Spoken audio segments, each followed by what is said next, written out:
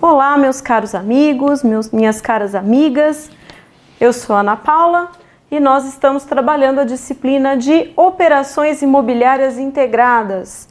Até aqui já conseguimos discutir bastante coisa, né? A gente discutiu sobre a personalidade jurídica, sobre a capacidade, os institutos da incapacidade, incapacidade absoluta, incapacidade relativa.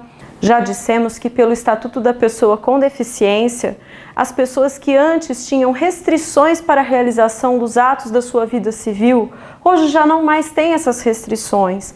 Eles podem realizar os atos de forma plena na sua vida, exceto quando não se sentirem seguros, algo que como nós mesmos, pessoas que não possuem limitações ou deficiências, temos, eles podem se utilizar do recurso da chamada tomada de decisão apoiada para a realização dos atos da sua vida civil.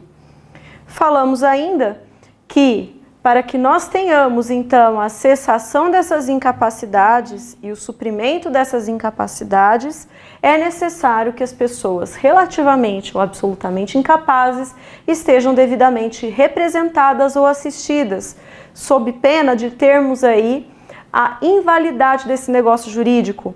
Se ele não for considerado nulo, que é o caso mais extremo, decorrente da incapacidade absoluta, teremos o possível questionamento ou possivelmente ações judiciais ou dúvidas que pairem sobre a legitimidade ou adequação desse negócio jurídico com relação a pessoas relativamente incapazes que não tenham sido devidamente assistidas.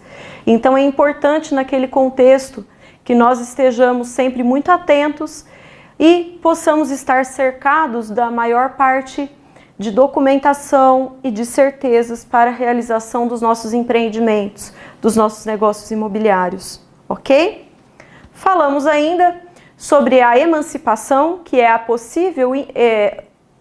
Falamos ainda sobre a emancipação, que é a possibilidade de nós termos a antecipação da capacidade civil e que isso, de forma alguma, não se confunde com a maioridade, que é um instituto que, dentro de cada uma das suas perspectivas, sejam elas penais, sejam elas administrativas, né, como no caso do Código de Trânsito Brasileiro, sejam também na esfera eleitoral, as maioridades e as capacidades mudam. A figura da capacidade se aplica apenas ao Código Civil. Então, muito cuidado para não sair aí dizendo que, se você for emancipado, pode dirigir com 17 anos, por exemplo. Isso não é possível ainda, tá bom? Então, prosseguindo, terminamos aqui a figura das pessoas naturais no que diz respeito às suas participações para a realização de operações e empreendimentos imobiliários. É importante, pessoal, que nós nos recordemos daquilo que foi falado por nós logo no início. Quando nós dissemos que o Código Civil ele é dividido em parte geral e parte especial, nós dissemos que a parte geral cuida justamente dos elementos que vão compor as relações jurídicas na esfera privada. Então, nós estamos tratando dos sujeitos de direito, do objeto ou sobre o qual esses relacionamentos interpessoais ocorrerão e a própria relação jurídica, que são os negócios jurídicos que nos levam aos contratos, nos levam ao direito das obrigações e todos os outros desdobramentos sobre os quais os elementos que nós inicialmente estamos discutindo na parte geral do Código Civil ocorrerão. E para que a gente consiga então fechar esse ciclo, passamos agora à análise das pessoas jurídicas, que, via de regra, são algumas das quais mais participam ou mais praticam os empreendimentos e as operações imobiliárias. Então é importante que nós entendamos quem são essas pessoas jurídicas, como elas se constituem, como elas nascem, como elas se encerram, para que nós então possamos saber sobre a forma como nós iremos nos relacionar com elas, sejam como clientes, seja como alguém com quem você vai realizar uma transação, enfim. É importante que entendamos o seu papel, as suas peculiaridades, para que possamos com elas, então, negociar. Quando a gente fala em pessoa física, que é o que popularmente a gente diz, embora o Código de 2002 fale em pessoa natural, certo? Mas popularmente a gente acaba falando mais em pessoa física, né? Na lida do dia a dia a gente fala mais em pessoa física. Mas as relações jurídicas privadas, como a gente já veio dizendo até aqui, elas podem ocorrer tanto por intermédio das pessoas físicas, que são aquelas que de forma muito fácil a gente enxerga, que somos nós, que somos eu e você, nossos vizinhos, nossos familiares, nossos amigos, e que nós já tratamos, né? E temos também as chamadas pessoas jurídicas, que são sobre elas, né, que trataremos daqui em diante, ok? As pessoas físicas, elas possuem uma existência por si só, ninguém questiona, porque são palpáveis, são tocáveis, são tangíveis, fáceis da gente enxergar. Já as pessoas jurídicas, elas se tratam de uma ficção, de uma invenção, de uma criação do ordenamento jurídico. Elas precisam ser citadas, elas precisam ser criadas por força de lei para que possam, então, fazer parte do nosso dia a dia. É interessante a gente dizer que essa existência atribuída à figura das pessoas jurídicas, ela decorre justamente da lei, do ordenamento jurídico.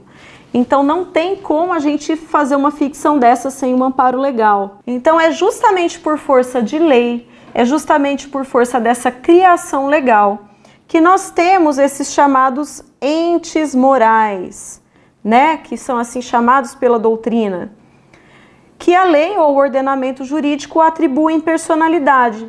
O que é personalidade mesmo, turma? Personalidade é aptidão genérica para adquirir direitos e contrair obrigações, para que nós tenhamos direitos e obrigações, certo? Então, assim como as pessoas naturais, nós temos as pessoas jurídicas com aptidões genéricas para ter direitos e obrigações. Olha só que interessante, quando a gente falou da aquisição da personalidade jurídica por parte das pessoas naturais, nós utilizamos como pressuposto o quê? O nascimento com vida. Olha só. E aqui, como que a gente vai pressupor a existência ou o início da existência da pessoa jurídica? Como que isso vai acontecer? Aqui nós temos um ato complexo. Além da sua criação, é necessário também o seu registro. Então, as pessoas jurídicas, elas são criadas de acordo com as possibilidades previstas no ordenamento jurídico e, além disso, devem ser o quê? Registradas, certo? Então, a partir do seu registro, as pessoas jurídicas passam a ter essa aptidão para adquirir direitos e contrair obrigações no ordenamento jurídico. Se isso se aplicasse às pessoas naturais, seria o mesmo que dizer que não basta nascer com vida, você tem que ser levado a registro, tem que fazer sua certidão de nascimento. Isso não faz com que a pessoa deixe de ser pessoa natural e que ela possa contrair direitos e obrigações. Claramente isso vai dificultar a vida da pessoa natural. Mas aqui, no caso das pessoas jurídicas, embora seja possível a existência irregular ou de fato dessas pessoas jurídicas, para que elas tenham uma existência visível e apta a produzir os efeitos para os quais ela foi criada, para o qual ela foi desenhada para existir, é necessário que ela passe por esse momento do registro, ok? Então aqui a gente tem algumas figuras que nos relacionam à ideia das pessoas jurídicas, né? Dentre elas, a gente poderia destacar, sem dúvida alguma, o CNPJ, né? Que nos remete, sem dúvida alguma, às pessoas jurídicas, enquanto que o CPF nos remete à existência das pessoas naturais. Então nós temos aqui diversas modalidades de pessoas jurídicas e sobre elas a gente passa a falar agora. Por que é importante a gente analisar as pessoas jurídicas? Por que devemos falar sobre elas? Vamos lá. A importância do estudo das pessoas jurídicas reside no fato de que você não deve se esquecer que a sua atividade poderá ser exercida tanto enquanto pessoa física, com a atividade sendo exercida sobre o seu próprio nome, sobre a sua própria responsabilidade, certo? Enquanto um corretor de imóveis ou um profissional liberal, ou ainda por intermédio de uma pessoa jurídica, como quando você se coloca como uma imobiliária, por exemplo, ok? Então, nessa circunstância, nós podemos atuar, nós mesmos, podemos atuar representando uma pessoa jurídica, por exemplo, ou sob o nosso próprio nome, como pessoa natural. Assim como nós podemos realizar operações com pessoas naturais e pessoas jurídicas, por exemplo, ok? Então, pense a respeito, ó. As imobiliárias são pessoas jurídicas que têm por atividade o quê? A prestação de serviços de intermediação na compra e venda de imóveis. E como a gente vai ver um pouco mais à frente na questão do marketing imobiliário, hoje o profissional que cuida desses empreendimentos e dessas operações mudou muito. Antes, as pessoas vinham até você para poderem, né, comprar um imóvel porque era alguma coisa muito cara, muito inacessível. E hoje essa perspectiva mudou muito. Nós temos que fazer a busca, a projeção dos nossos mercados e enxergar oportunidades para fazer bons negócios. Então, essa intermediação na compra e venda de imóveis, ela passa, né, por pessoas naturais ou por pessoas jurídicas, ok? Muito bem, então procure não se esquecer, o ser humano, para o desempenho de determinadas atividades, procura associar-se. Olha que bacana. Passando a criar entidades coletivas que lhe permitem alcançar certos objetivos. E essas entidades coletivas são as chamadas pessoas jurídicas. Existem pessoas jurídicas que são compostas por uma única pessoa. A despeito disso, é importante que a gente lembre o quê? Que normalmente as pessoas jurídicas, elas vêm justamente de um esforço ou de uma construção coletiva a vida entre pessoas que, no desejo de empreender, no desejo de realizar negócios, elas reúnem esforços e se constituem enquanto pessoas jurídicas. Embora a ideia de pessoas jurídicas não possa ser associada apenas à figura das sociedades empresárias, embora nós nos remetamos muito mais a elas. Certo? Muito bem. Como classificamos as pessoas jurídicas? Vejam só. Nós temos os artigos 40 e seguintes do Código Civil que tratam de pessoas jurídicas do direito público, tanto externo quanto interno. Quando a gente fala de direito público externo e direito público interno, estamos fazendo menção a relações que transbordam, que ultrapassam as relações privadas, que são o objeto do nosso estudo aqui. E é interessante que quando o Código Civil entrou em vigor, o Código Civil de 2002, muitos questionaram, poxa vida, por que o Código Civil, que trata eminentemente ou principalmente de matéria de direito privado, vai colocar em seu bojo ou em seus artigos a classificação de pessoas jurídicas de direito público externo e interno? Foi uma escolha do legislador, né? Então, só para o conhecimento de vocês que acompanham o Código Civil conosco aqui durante as nossas aulas, vejam vocês que as pessoas jurídicas de direito público externo são aquelas, né, que se caracterizam como estados estrangeiros, pessoas regidas pelo direito internacional, poderíamos nomear aqui a OMC, por exemplo, a Organização Mundial do Comércio, a Organização Internacional do Trabalho, dentre tantas outras, né? Inclusive países, outros estados, assim, podemos dizer, ok? E as pessoas jurídicas de direito público interno são aquelas que se apresentam dentro do território nacional brasileiro. Então temos aqui, por exemplo, aquelas que representam as funções do Estado, como a União, os Estados-membros, o Distrito Federal e o município, assim como autarquias, fundações, empresas públicas, né? Poderíamos destacar aqui o INSS, poderíamos destacar fundações públicas, por exemplo, como, por exemplo, se não me falha a memória, a TV Cultura, né? E tantas outras por aí, ok? Bom, hoje elas não são objeto da nossa análise. Nós vamos focar aqui nas pessoas jurídicas relacionadas ao direito privado, que são aquelas justamente previstas, como veremos aqui no nosso artigo 44. Mas antes da gente passar para ele, gostaria de fazer uma observação muito importante. Essa daqui não deixem de anotar com muito carinho nos cadernos de vocês aí, pessoal. É o seguinte, quando a gente fala em pessoa jurídica, a gente vai olhar o rol do artigo 40 e seguintes do Código Civil, como eu disse para vocês. Temos aqui a previsão de pessoas jurídicas do direito público interno, externo, do direito privado também, mas se olharmos para esse rol que elenca, que enumera, que traz para nós essas possibilidades, a gente vai ver o quê? A gente vai ver que algumas palavras não aparecem.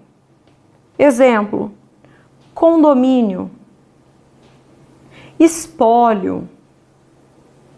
Poderíamos falar também em massa falida. São nomes, são conceitos por trás que não aparecem nesses dispositivos legais. Isso quer dizer o quê? Que eles não são pessoas jurídicas? Exatamente, isso quer dizer que eles não são pessoas jurídicas de direito privado. Isso quer dizer que eles não são pessoas jurídicas. Porque as pessoas jurídicas estão previstas de direito privado, estão previstas no artigo 44. Então, professora, que são esses agrupamentos de pessoas que não possuem personalidade jurídica? Que não são pessoa jurídica? Vamos a elas. São os chamados entes despersonalizados. E vocês, pessoal, nas transações imobiliárias, se depararão muito com elas. Se vocês forem, por exemplo, síndicos, se vocês forem, por exemplo, síndicos de massa falida, se vocês forem síndicos, se vocês representarem um espólio, uma massa falida. É muito importante que vocês conheçam esses conceitos e saibam qual é a natureza jurídica deles. Do que a gente está falando se não são pessoas jurídicas? Então, são chamados de entes despersonalizados. O que são entes despersonalizados? Agrupamento ou reunião de pessoas que a lei não confere personalidade jurídica própria. Porque a personalidade jurídica própria, ela está prevista no artigo 44 do Código Civil e eles não fazem parte desse rol. Certo? Ora, mas e aí, como fica? Embora eles não sejam pessoas jurídicas, eles possuem vida, eles possuem participação no mundo jurídico, participação no mundo dos negócios. Portanto, eles são considerados para fins de aquisição, exercício e também de defesa de direitos. Tanto é que eles possuem, muito cuidado com o que eu estou falando aqui, personalidade o quê? Judiciária. O que vem a ser essa personalidade judiciária? A possibilidade de ingressar judicialmente, de fazer parte do polo ativo e do polo passivo do processo, ok? Então, muita atenção nisso daqui. Eles possuem personalidade judiciária e não personalidade jurídica, ou seja, são considerados como entes que podem adquirir, exercer defesa de direitos, etc., de acordo com o artigo 75, incisos 4º, 5º, 6º, 8º e 9º do Código de Processo Civil. Ok? Não deixem de acompanhar para vocês verem quais são esses entes despersonalizados. E muito cuidado, essa é uma pegadinha muito boa de provas e concursos. Muitos acham que os entes despersonalizados são pessoas jurídicas, quando na verdade não são, ok? Ora, professor, então afinal de contas, quem são as pessoas jurídicas? Vamos a elas. As pessoas jurídicas de direito privado, turma, são as pessoas jurídicas reguladas pelo nosso Código Civil. E quem são elas, né? Para a gente ver aqui de uma maneira bastante mnemônica e bastante fácil da gente lembrar. É o chamado sofá partidui. Por que sofá partidui? Porque são as sociedades, as organizações religiosas, as fundações, as associações, os partidos políticos e a EIRELI, ok? Como a gente já frisou, o nosso estudo está voltado às pessoas jurídicas de direito público interno, certo? Faço aqui uma parte. Nós tivemos no ano passado uma medida provisória que posteriormente foi convertida em lei. Então, diante dessa conversão em lei, antes nós não admitíamos no nosso ordenamento jurídico a figura das chamadas sociedades unipessoais. A EIRELI, pessoal, quando ela foi criada, em meados aí de 2011, muitos discutiam o seguinte, porque quando a gente fala em sociedade, a gente pressupõe a existência de uma pluralidade de indivíduos que se agrupam para a constituição de sociedades que visam aí realização de empreendimentos, né, associação de pessoas, agrupamento, reunião de pessoas com finalidades específicas, né? E quando a gente pensa em sociedades, principalmente as chamadas sociedades empresárias, estamos falando de um agrupamento de pessoas realmente, uma junção de pessoas com finalidades específicas. E a EIRELI, quando ela nasceu, muitos diziam que ela seria uma espécie de sociedade unipessoal. Mas não, a EIRELI, conforme a gente pode ver de forma muito clara no artigo 44, ela nada mais é do que uma pessoa jurídica e ela teve um momento especial dentro do artigo 44 para aparecer. Por isso que eu falo em sofá partido e destacando o E no final, porque a EIRELI ela veio depois, né? Como eu disse aí por meados de 2011. Então vejam só, a EIRELI não é sociedade unipessoal.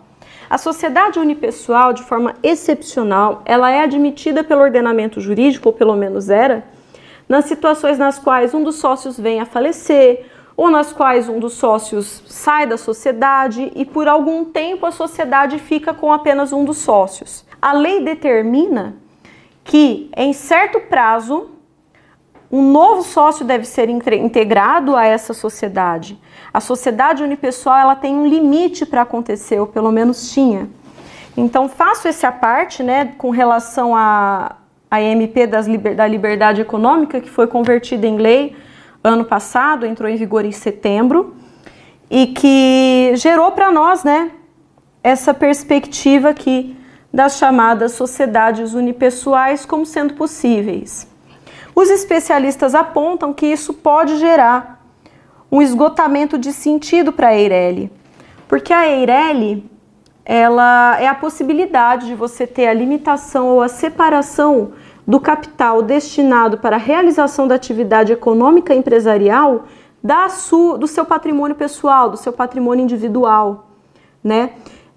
Só que com a seguinte diferença, as EIRELIs, elas têm a vantagem sobre o exercício do empresário individual de que, então, não existe uma confusão patrimonial. Só que o que veio pesando para a EIRELI foi o seguinte, pessoal, a EIRELI ela tem um capital inicial determinado por lei extremamente alto. E isso, via de regra, inviabiliza com que muitos se constituam na atividade empresarial como a EIRELI. Então, a sociedade unipessoal, como ela não tem, a princípio, um capital mínimo, ela se torna mais atraente do que a Eireli hoje. Então pode ser que tenhamos um esgotamento, ela não foi revogada a Eireli, não é isso que eu estou dizendo, mas que a gente tem um esgotamento de sentido ou de propósito para as Eirelis, que se tornaram bastante inviáveis na prática justamente pelo capital social inicial preciso ou necessário para que ela pudesse ser constituída. O que já era muito criticado pela doutrina, tendo em vista que se você quiser constituir uma sociedade empresária com capital baixinho, você pode. Então por que não uma Eireli, né? Então as sociedades unipessoais, elas vieram justamente para tentar desburocratizar um pouco essa questão, ok? Então, pessoal, só para complementar para vocês essa informação, a lei que foi convertida, né, a chamada Lei da Liberdade Econômica, é a Lei 13.874, de 20 de setembro de 2019, advinda, né, da chamada medida provisória ou MP da Liberdade Econômica, que passou então a prever, né, essa possibilidade das sociedades unipessoais. Bom, então agora que já sabemos, né, que quem são as pessoas jurídicas e quem é o sofá partido, e né, as sociedades, as organizações religiosas, as Eirelis, os partidos políticos, as associações, as fundações privadas, a gente precisa pensar juntos o seguinte: quando é que passa então a existir a pessoa jurídica? Quando é que a gente vai tê-la então por criada, né? Porque a gente viu que a pessoa natural, ela passa a ter direitos e obrigações a partir do nascimento com vida, mas e as pessoas jurídicas? Quando é que elas passam a ganhar a sua existência? Quando elas passam a ter a existência delas, certo? A sua existência se dá, nos termos do artigo 45 do Código Civil, da seguinte forma: a partir, né, da sua constituição e posterior registro, né, dos seus atos constitutivos. Vale lembrar que nem sempre o registro dos atos constitutivos ele é suficiente para que se dê vida às pessoas jurídicas. Como é o caso, por exemplo, de empresas seguradoras, né, que dependem de aprovação por parte do Poder Executivo, instituições financeiras, inclusive os partidos políticos, né, eles precisam passar por uma autorização por parte do Tribunal Superior Eleitoral, por exemplo, né? Mas que são esses atos constitutivos, pessoal? Só para a gente entender.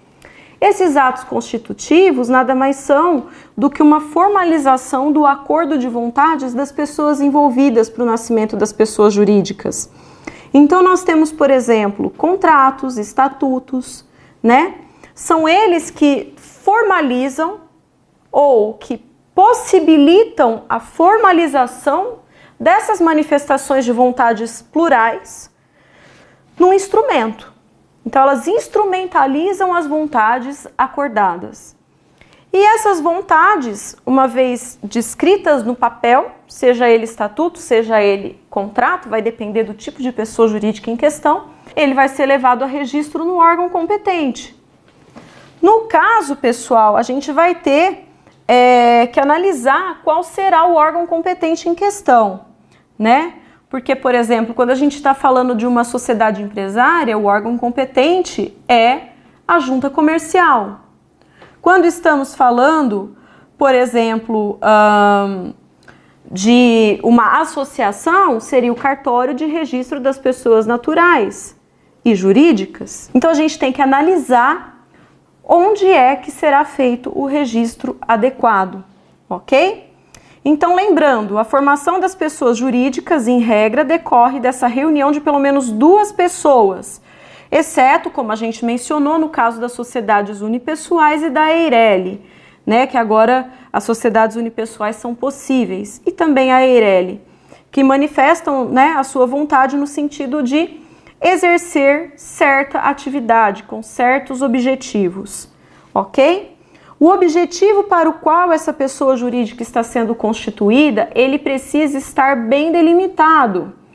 Ele tem que ser lícito e também em conformidade com os bons costumes, a moralidade, né, uma adequação ao ordenamento jurídico como um todo.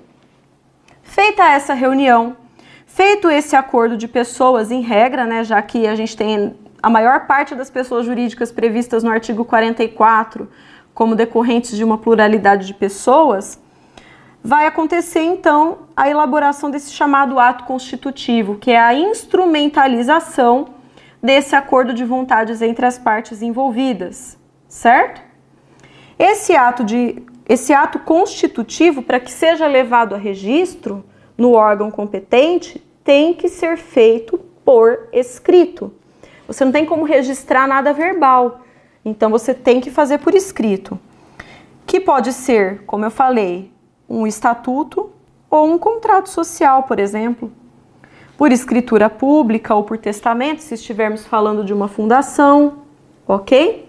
Mas é importante que, uma vez instrumentalizado esse acordo de vontade entre as partes envolvidas, entre as pessoas envolvidas aqui, que seja então levado a registro.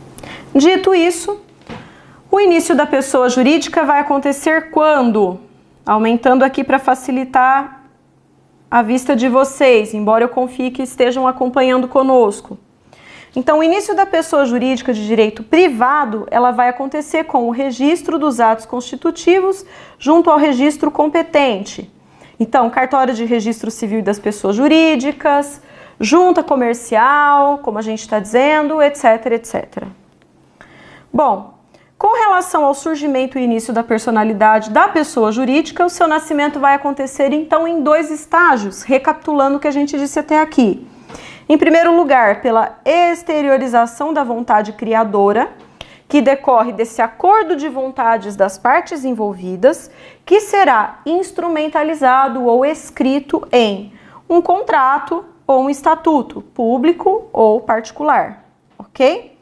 Feito isso, esse documento será levado a registro, então será feito o registro dos atos constitutivos, que nada mais é do que o registro ou a regularização dos atos de constituição dessa determinada pessoa jurídica, ok? Então, esse registro ele tem natureza constitutiva, porque é ele que faz realmente nascer a pessoa jurídica em questão, e a sua falta implica no surgimento de chamadas entidades de fato ou irregulares. Lembra que eu dei aquele exemplo, mal comparando, que existem pessoas naturais que nascem com direitos e obrigações, mas não têm o registro de nascimento?